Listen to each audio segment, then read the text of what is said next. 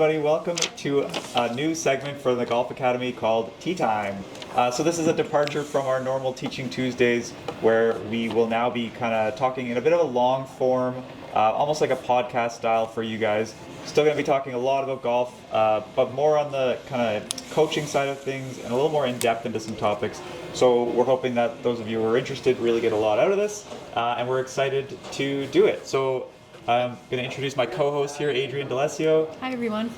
And then we've got Graeme on the show today for the first week. Yep. So the two of them are both very knowledgeable. Obviously, they're great coaches here at Mississauga, and I'm excited to chat with both of them. And I thought first we would just maybe introduce you guys a little bit, so you could tell people just quickly a little bit about yourselves and what you did before you got to Mississauga and kind of what you're interested in golf-wise. You want to start us off? Sure. Hi everyone, my name is Adrienne D'Alessio and I've been playing golf for a long time, since the age of 6. I was pretty small when I started and I knew that I wanted some kind of a career in golf. I fell in love with the game right away. And my dad and my sister really got me into it, so I have them to thank for it. In terms of career and kind of where I was before Mississauga, I was at Cardinal Golf Club to really start my career as a teacher. It was a public course, which was fine, but there were a lot of opportunities for junior camps and private lessons, semi-private lessons, group coaching, all that kind of stuff. And after that, I transitioned to the Ladies Golf Club of Toronto, where I was there for 3 years. And that was really interesting to be at, because the majority of the members were ladies, which was kind of nice and refreshing to see. And there were men there as well, but it was still nice to work with women in particular, because it can be kind of intimidating. I'm sure you guys know when women start out, it's pretty scary for them, right? It can be, for sure. Yeah, so it was nice to just be in that environment and just kind of like lift them up and say, like, it's okay, regardless of your skill level, right. We want you to play golf and enjoy the game. And then once I finished my time there, I found this lovely place and these two great people to work with, and the members here are fantastic, and it's been a great experience so far, and I'm always excited to learn more from James and Graeme and make our members better as time goes on.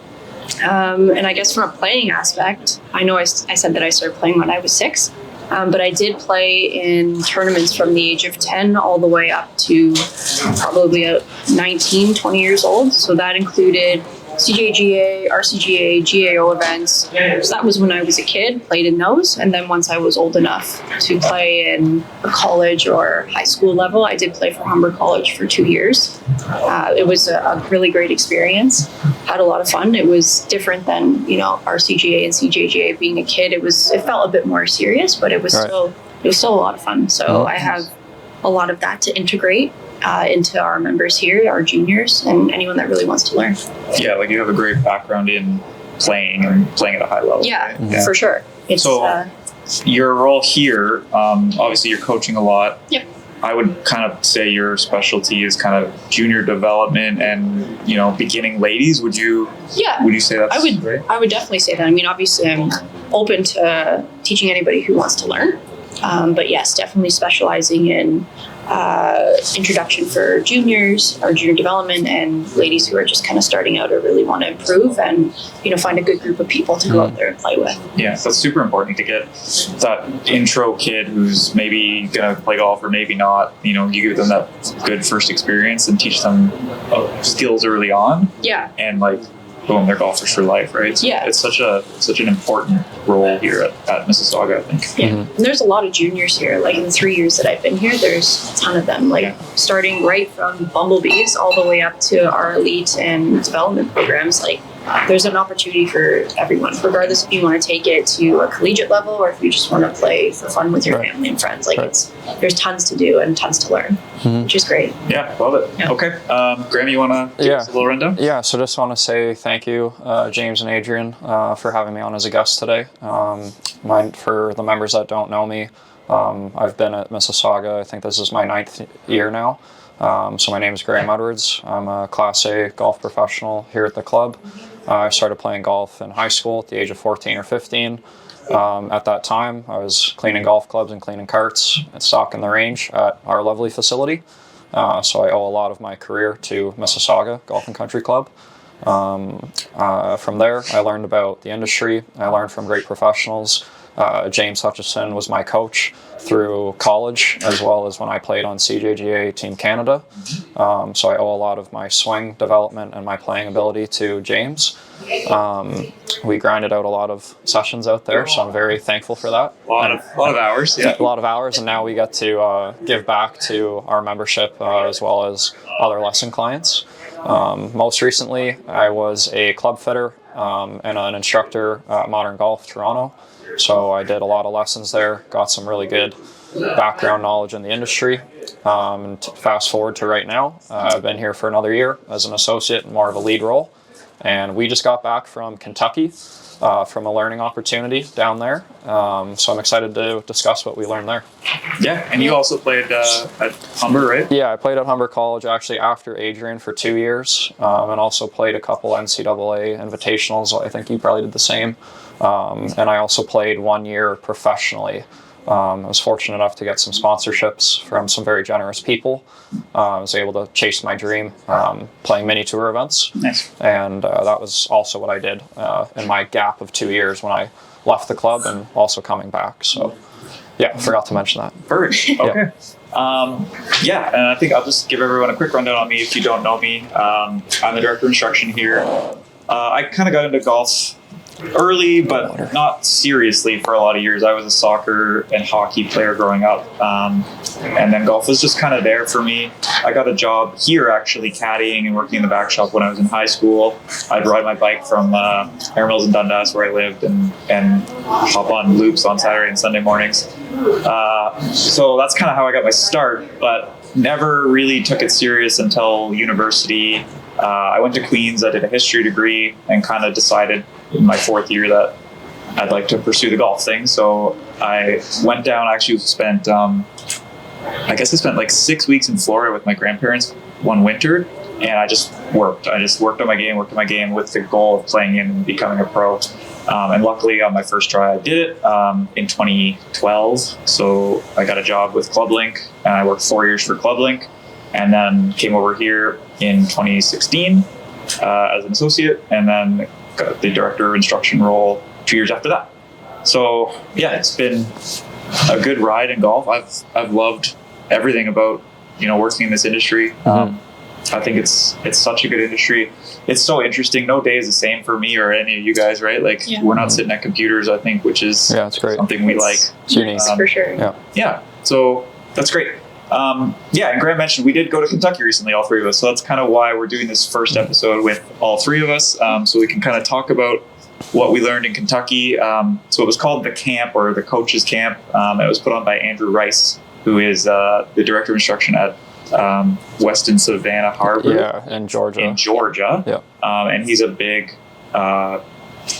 personality in golf, right? Like he's on Instagram. He's got a lot of followers. He's on Golf Channel as well. He's on Golf Channel a lot. Yeah. And so he basically put together a bunch of high-level experts in their field at coaching, fitting, putting, short game guys, and brought them all together, put them in a room, and we chatted for 2 days. So, lots of cool insights from that. Yeah, it was fantastic to be there and learn from those people, those men and women. And we should maybe just list them off. I know we'll talk about them today, but should we maybe list them off? Yeah. So we were... So you have them. Yeah, in your head? I have them mostly memorized. Hopefully, I don't forget anybody. Good. Yeah. So we were honored enough to learn firstly from Joe Mayo, who did a lot of short game information. So we'll touch on that. Yeah, and if you don't know, Joe Mayo teaches Victor Hovland amongst other PGA and LPGA Tour players. pros. Yeah, he's a super successful short game coach. Yeah. Larry Ward is their director of instruction out there, where we were at Cane Trace. Which is an awesome facility. We'll talk about that. Michael Finney was there. John Sinclair was there from TPT. He's also a world-class club fitter for tour pros and college kids. We learned some stats from Hunter Stewart, which is really cool. Yeah. He's a stats guy. He's on teams of PGA Tour players, and he basically just gives them stats that he thinks are actionable and to make them better, right? So that's a really cool job. I didn't really know how that he would be employed by so many different golf pros to do stats. The world, the more modern world, is just all technology and stats now, and they're all trying to find one stroke to get better, to keep their card. Even what we witnessed yesterday, right, with Q School finals. Yeah, and then who else we learned from? Marcus Potter with putting. Potter's putting. Yeah, Potter's putting, which was really cool. Tyrus York was there. Jeff was there as well from Well Putt, which was pretty cool for that demonstration.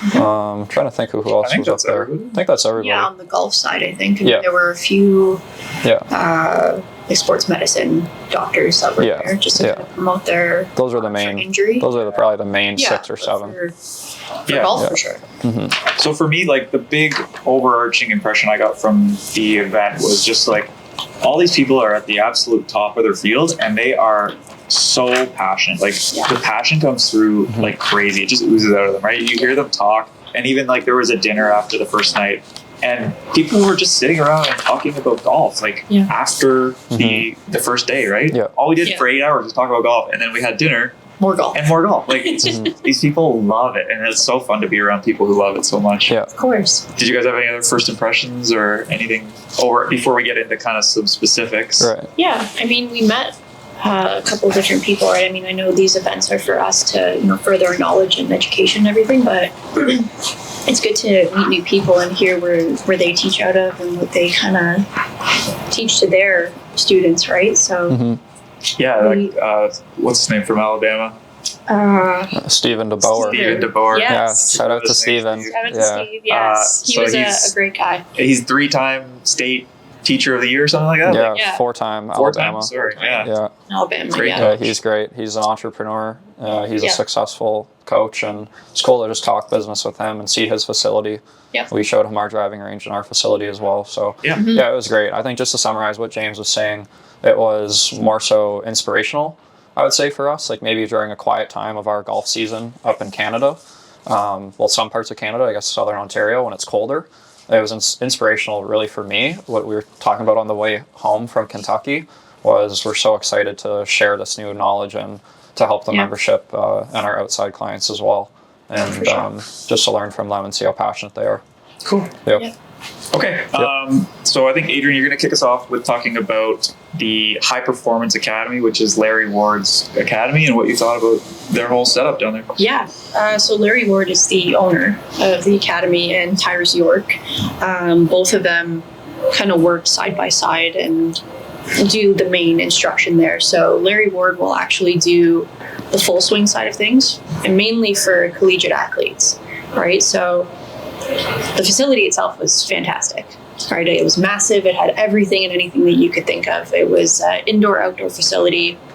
I think there were 3 or 4 hitting bays with TrackMan that was set up. Right. You've got your monitors to see all the camera work and everything like that. I think he said he put 100,000 into just his little the 2-bay. And then they have another 3 or 4 bays in another building, right? That's right. Yeah, it was crazy. It's a wild, amount of tech and big facility. Yeah. Which would be great if we had, hopefully, eventually, something like that here, right? Just to integrate into our facility. I mean, it's practice and play basically all year round. Yeah. Right? I did Google a couple of interesting facts and awards that Larry Ward and Tyrus York kind of accomplished and achieved. Okay, let's hear them. So Larry Ward, again, the owner of High Performance Golf Academy, he was a 4-time winner of the Kentucky Section PGA Teacher of the Year Award. Not bad. He's been teaching for 20 years, so that's pretty sweet. And he's a top 25 elite junior coach in America by Future Champions Golf. Right. So he's well known. And I think what I found, not to go off topic a little bit, but I think what I found super interesting was, and I'm sure it's where we live and where they are there, but there's a lot of collegiate athletes. They all filter through Larry Ward and Tyrus, right? They still teach, beginner golfers, and they have camps and everything like that for juniors and anybody who wants to learn. But the amount of collegiate athletes that they coach, it was absolutely wild. Like, you were in the facility and you could see all the banners and all the posters of all the kids That's and cool. where they went to school and who they're training with and everything. So it was great. I, again, hope that we can integrate something like that. Absolutely. I'd love to do that. Is that just like, do you think it's because there's just more collegiate athletes down there, or are they specifically targeting that as like their target group that they teach? I think a bit of both, Yeah. to be honest with you. I mean, I think the name itself, High Performance Golf Academy, I think it's well known for collegiate golfers all over, right? So if you go to University of Kentucky, like, that's great, like, that's your go-to. But I think there's other schools that are like, oh man, I want to learn from Tyrus, I want to learn from Larry, Right. and they potentially travel down there. I'm sure they specialize and cater to University of Kentucky kids and things like that. But Yeah, because UK is in Lexington, which is Right. where Where we were. literally around the corner. I think to add on to your point, Adrienne, that was really well said. I think that it's part of the demographic as well, where we might not have that so much in Ontario. We do have a high, but per capita, Canada has the most golfers anywhere. Sure. But in America, there's a very big strive for playing collegiate sports because it's a way to actually get a free education. Same to Canada, but it's just a lot more in demand because they just have 10 times the population that we do. Right. And that's what I've experienced as well, especially with my, like, speaking to American schools when I was playing. Yeah. And I think adding on to their facility, it's been successful for so many. So a lot of families are, they have it lined up. In every state, there's always a couple key academies that if I invest here, my child would have the best opportunity to kind of get into their desired school. Right. So I think it's demographic for sure. Yeah. More people, right? Yeah, and like, I guess the reputation, it'd be kind of cyclical. Like the reputation of Larry Ward, now college coaches would say, oh, he's a Larry Ward student, so he's going to know how to do X, Y, Z. Sure, right? Sure. Like the one thing Larry talked about was owning, 3 wedge distances? Yeah. So he wants all his students to own 3 wedge distances, and owning it means you can hit it plus or minus 2 yards every single time. Yeah. Right? Yeah. And so if you're a college coach, that's huge, right? You know, oh, this kid's a Larry Ward kid, he owns these 3 wedges, and you know they're going to be at least semi-competent from under 100, right? Yeah, and that really blew my mind actually when he said that. And I think he said there was only a handful of students that he had that can actually do that on command. And I think it should be noted that it was 30 yards to 125 yards. He said just any number. And I thought that was really cool that even if you're thinking about that, to have this highest stats that we talked about with Hunter Stewart of getting up and down from, let's say, 50. But if you're more confident going back to 85, make sure that that's your number. Yeah. So I think our members here, and even us, we can improve on our wedge distances, right? Yeah, I think he said he has a lot of kids who can own 1, but only 1 he's ever seen that can own 2. Can do like 2 or 3. 2 or 3. Like that, yeah, it's impressive. It's pretty wild. And within 2 yards, people don't understand that is, your doormat at the front of your walkway at home. Yeah. It's really, me to you. It's me to you, right? So it's close. Yeah. So very impressive. Cool. Plus or minus 2 yards. Yeah. Do you have anything else on the High Performance Academy? Yeah, I mean, I was just going to kind of dive into Tyrus, how he kind of specializes in the putting aspect, which is also kind of cool how, there's different coaches for different things in particular, right? Like Larry Ward's full swing, Tyrus is putting in particular. So he's aim point certified, which can be, super beneficial. I think that's something we could benefit from as well. But do you want to quickly explain what aim point is, just if people don't know? do you want to explain You it? look into the camera. Do you want to explain it? Sure. Okay. So aim point is a putting system. It's a green reading system. Yeah.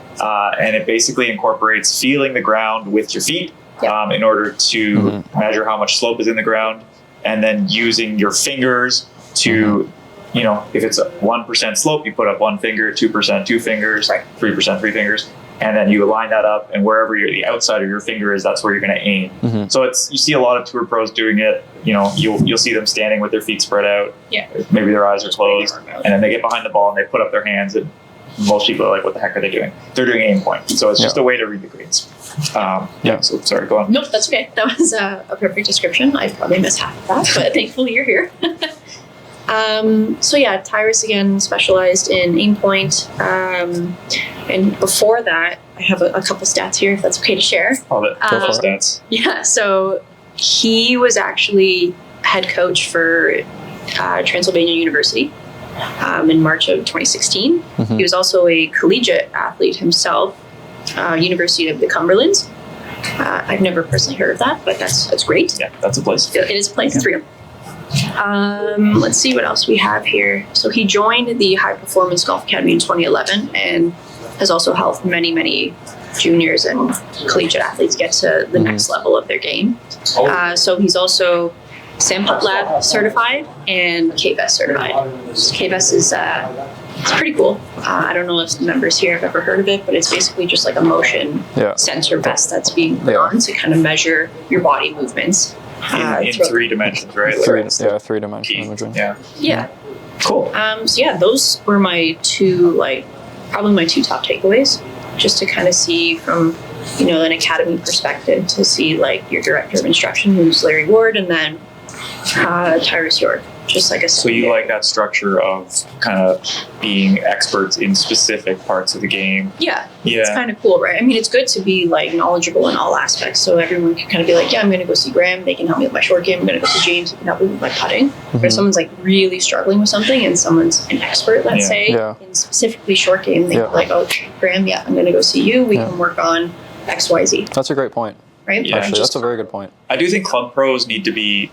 Yeah, you need to have a certain, you need to be a Swiss Army knife, right, for most members. Yeah. But yeah, when you're getting into collegiate or high performing, even tour professionals, right? You need to be an expert you need to know what you're talking about. And it's really hard to be an expert in all areas of the game. It is. Right? It takes time. Yeah. You know, thousands and thousands of lessons. Everything's constantly changing too, right? Technology changes, swing philosophies change, right? If you look at 10 years ago, someone's like, oh yeah, you have an open club face of 5 degrees and that's why it's going to the right.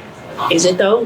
They're just using their eyes. Someone put a TrackMan down, they're like, wow, that's actually not what's going on, right? There's so much more. There's camera work involved, right? Yeah. Sound like Joe Mayo now. Sorry. You have to measure it. You have to measure it. And measurements are just tools for us, right? And it's to help the membership. It's to help our students and athletes. It just makes it easier to understand.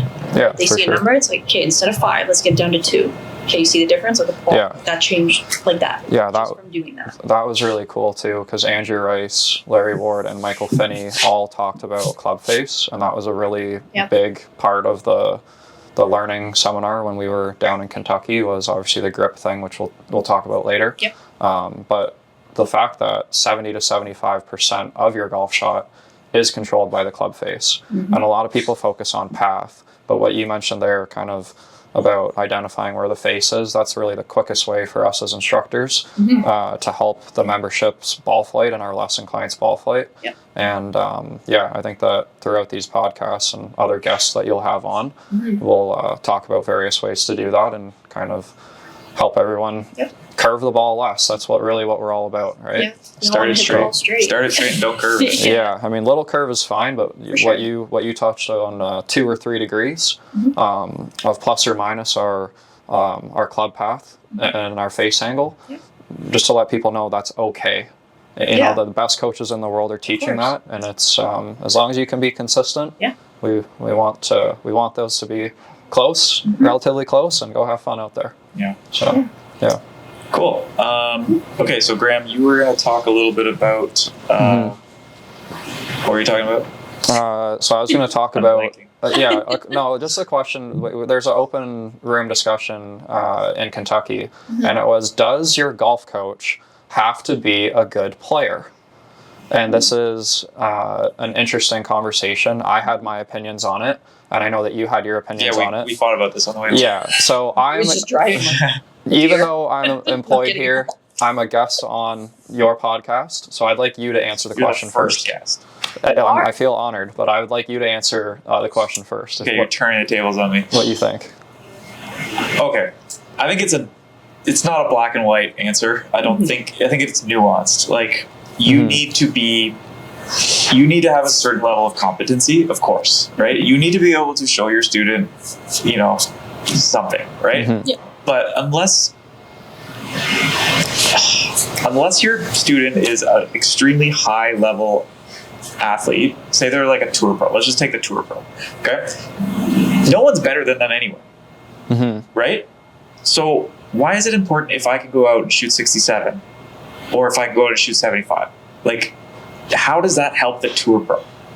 Right. I don't think it does. Right? I need to have that knowledge. I better have the knowledge if I'm dealing with a tour pro. I need them to understand the knowledge, and that might involve me like demonstrating something, right? But they're not going to get anything out of going out and watching me shoot 71 or 67 because they shoot 67 with their eyes closed, right? Right. So I don't understand why you would have to be an incredible player. I do think you have to be competent. Okay, so I will say not an incredible player, and I will agree with you. It is subjective for sure, but just so that we're clear, I am more on the side that a high-level golf instructor, or even an instructor that we see with various handicaps across any membership in the world, should have some key competencies as a professional and should be able to go out and easily be breaking 78 or even breaking 75 on any given day. And I think that maybe that's lacked a little bit, but I think that it helps the lesson client have confidence in the instructor. And then from there, it's how do you communicate that to your client. So I think there was a lot of instructors there. If you look at any in the top of the world, even some that teach PGA Tour players, at some point in time, maybe not currently, but they were a high-level athlete in the game. Yeah, like I said in the car, Butch Harmon's not going out and shooting 75. He's right? not, for sure. Okay, so... But at some point, he was a high-level player. And I don't know his full biography and his full background. Sorry for trying. Shame on me. Yeah, sorry, you're a legend, but I don't know. But there's many other examples out there that I can name that they have had amazing playing careers. So you're not saying they have to currently be an amazing player? Just to add trust, and even what Larry Ward said about if your scoring average is not 72 or 73 and lower, that your validation and credibility from the client's perspective, let's say that you're a college player and you're averaging 75, you're playing D2 or D3, okay, that you would argue that an instructor would have more credibility and more knowledge over their game. Like, they don't want to hear their opinions yet. Let's get you down. Let's figure out what's going on and utilize that information. So until you're shooting, let's say, par or better, until you're scratch, you think your coach should be better than you, essentially? Yeah, I think that that's when you would have that conversation, right? Of even if they're getting their students' game to where they want it to be, like they could be the teacher or the coach could be shooting 84 every day, but they got their student down to a +2 handicap. And that's a very good point. I mean, I don't have an answer for that. I think that that's an anomaly, and I'm sure it happens everywhere. Yeah. And I just say, if it ain't broke, keep going. Right? That's a different one. You're right though. Like, better players, they have a different mindset, right? Like someone who has played collegiate golf or has played in a tournament's atmosphere where things are a bit more serious, and you take them out for a playing lesson, whereas someone else who hasn't is not going to think the same way as a collegiate athlete or a tournament player would think. And I guess what I'm saying is experience is best anywhere, right? No matter what field you're in, if you're an accountant or a doctor or a golf professional, right? Like, you both have been teaching longer than I have. I have thousands of completed lessons, but I'm still learning, and that's why we went to Kentucky. Of course. And I think that that's a very valid point, Adrienne, for sure. Like, I agree with you there. Yeah, if you're an accountant and now you're teaching accounting, odds are you accounted. Had some background in it. Yeah, and I think that the experiences that we obtain through golf are fabulous, but I would seriously struggle to tell a junior athlete, like for members that I teach and college players that I teach, sorry, I didn't play high level as a junior. I didn't play high level as a college athlete. Fortunately, I did, so I have that experience, but I would have to have a bigger coaching network for me to rely on you that played high level as a college athlete, right? Your playing career at Humber is incredible, by the way. Like, members should know that. Thanks. Okay, it's very, very good, and I think that yeah, and I think that that's cool for you to talk with young girls and young boys about what's your dream, and I had this experience. So anyway, I don't want to keep rambling, but that is my point on it. Oh, good. Yeah. Okay. So I think we really just have one more topic that we wanted to cover today. Sure. I think we're maybe rambling a bit, but in future maybe we tighten things up a little bit, try to stay more focused. But I think we wanted to cover a lot of things in this first episode. So the last one we wanted to talk about was what Joe Mayo was teaching us, and that was mostly short. It was all short game stuff. Yeah. And so if you don't know, you should give him a follow on Instagram. But Joe Mayo is very against the grain right now in golf instruction. And it's actually changing, I think, in large part because of him. But basically, he's telling people that being steep when you're hitting chip shots, when you're hitting pitch shots, is not inherently bad, and it's actually good. It creates better shots or better opportunities to hit good shots. And so over the last kind of 20 years, golf instruction has taught us to be shallow on our pitches, to be shallow on our chips, so that, you know, if you do hit the ground before the ball, it kind of skids and you use the bounce, right? And the ball will get collected up the face and come off, right? Which, you know, for a lot of people, that's how I grew up pitching and chipping, and I think it's still very valid. But Joe is just kind of giving people another way to look at things.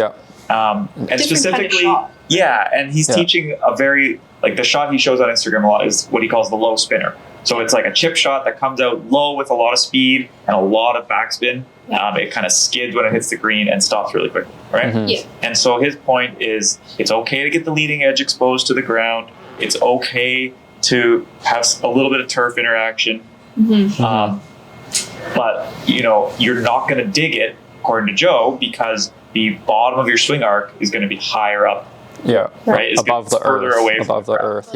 Right? And so if you are chunking it or pulling up and thinning it, the issue isn't you're too steep. It's actually the bottom of your swing arc is too low. It's too down into the ground, and that's why you're chunking it. Right? And I think that's a big shift for a lot of people because, you know, if you chunk it, you think you're too steep. And then what do? You try to get more shallow. And the shallower you get, the earlier you drop that swing arc closer to the ground. And it's going to bottom out. And then it's like a self-fulfilling thing. And you just make it worse and worse. It snowballs. Right? Do you guys remember, I don't know if it was the first or second day, but John Sinclair was talking about how he had one of his students and he grabbed his wedge and just grinded it down until there was no more leading edge. And he's like, okay, hit a shot now. And it came out exactly how Joe Mayo would explain it. He's like, you don't need a leading edge. They tested, that was at the, I don't know if it was at the Ping facility or at John Sinclair's facility, but they tested a Ping wedge that had 2 degrees of bounce and 0 bounce, or not degrees of bounce, but 0 bounce. There's really no degrees. But it's just how much camber is on the sole. We'll get more into this later. Well, let's talk. So it is talk cool. about. It is cool. Do you want to talk about leading edge bounce? So this is a new thing for all of us on this trip was leading edge bounce. So normally, I was going to bring a wedge, but normally bounce is measured from the back edge of the wedge, and it's the angle from the it's hard to explain it without the club head itself. So the angle from the back of the wedge to the ground, you know, anywhere from 4 degrees to 14 degrees. That's kind of traditionally how you measure bounce. But Graeme, you're drawing us a so diagram. I'm more interested in this stuff, and I really am fascinated by the equipment world of golf as well. So this is a really terrible drawing. We'll see if Sarah can kind of zoom in here. But so this is a terrible drawing, so forgive me. This is your wedge head, right? So this is where the bounce would actually be listed. And this gap right here is going to be your traditional bounce when you lay it straight up and down. And no shaft lean, is that what you mean? So no shaft lean, just kind of standing your wedge right up and down. You can put it on a table, and however much camber is there, we know that from high performance cars that have camber on their wheels, it's an angle. So this would be, for example, 10 or 12 degrees of bounce. But what James is talking about and what John Sinclair did is they actually beveled out away the bounce to take off lead edge bounce. And lead edge bounce right here, you can see it's a much steeper angle. And they were talking about numbers of anywhere from 12 to 19 degrees of lead edge bounce. And now when you press the handle forward, that equivalates to the amount of shaft lean that you would have hitting a standard chip shot. So while it sounds confusing, having less bounce actually allows for better contact. Because it brings the leading edge lower to the ground. Which means we can actually clip the golf ball off the second groove and roll it to the fourth groove and hit that low spin shot. Right. So which is the great. higher the bounce, the harder it is to get that third and fourth groove onto the ball how you want it. Right. And that's why they're not coming off clean and spinny like you want them to, right? Yeah, and it was great to learn that. And after dinner, we had a private 30-minute conversation with Joe. Yeah. And, these guys got golf lessons from Joe, man. And we really cool. we were loving it. He's a great person, and it was awesome to spend time with him there. Okay, so nice. sorry, just to finish that thought. So this only works if you have a lower leading edge bounce. It only works if you're able to bring that swing arc up above the ground. Because if you're someone who's still getting that swing arc too low and having no leading edge bounce, that's going to dig like crazy, right? So it's got to be a combination of technique combined with maybe a little different wedge setup or a different thought process of how you're setting your wedges up. Yeah, I think so too. And I know that myself as a former fitter, I'm a big believer in having a lower bounce or a mid bounce lob wedge and a higher bounce and more beveled heel relief or back edge relief on a sand wedge, which is your 54, 55, or 56 traditionally. So we can talk more about that maybe in an equipment episode.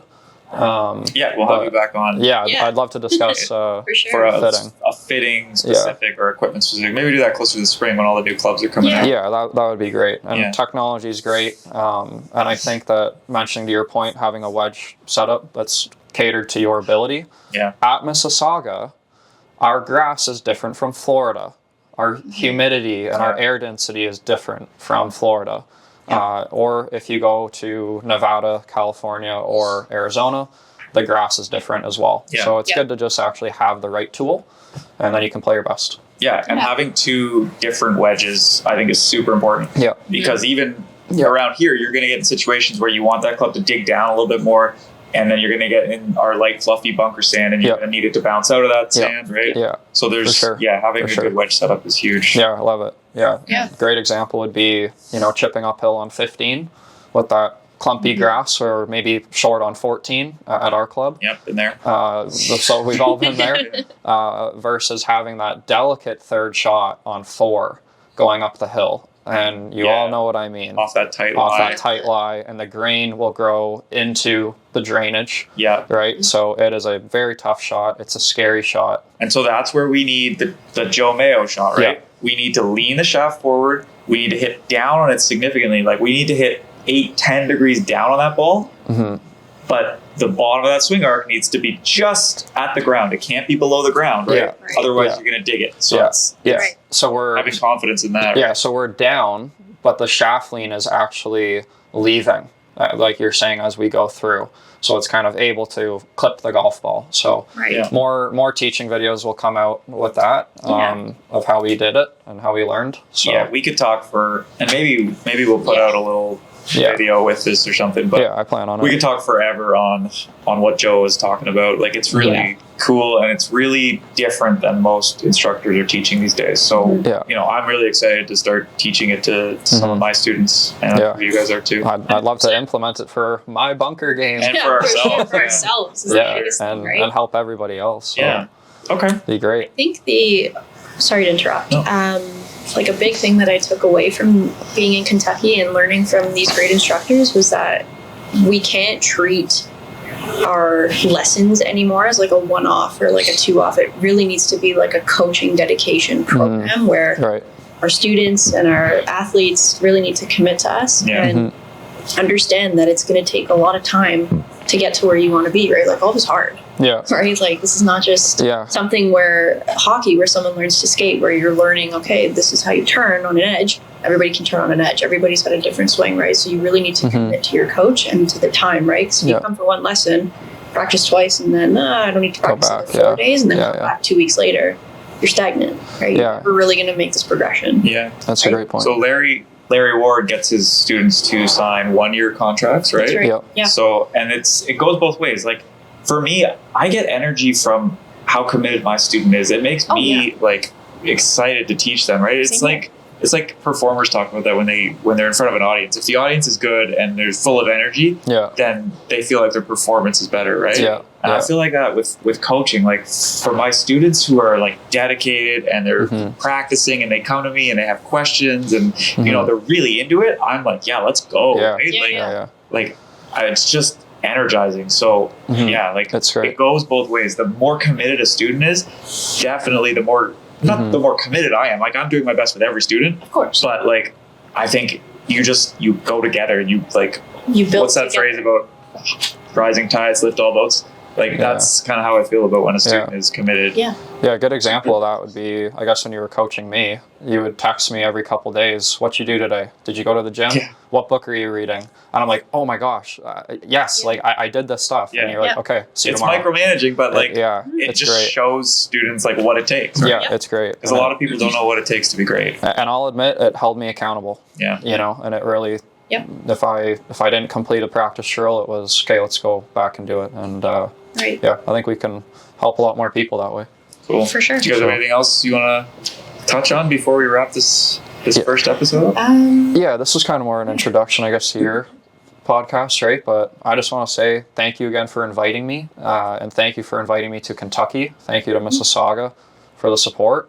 And we honestly could have 10 episodes with the amount of knowledge that we learned down there. Yeah, easily. So this is just the beginning, and there's going to be more guests other than myself. And if you're interested in anything else, please book a lesson with any of us or send us an email or something.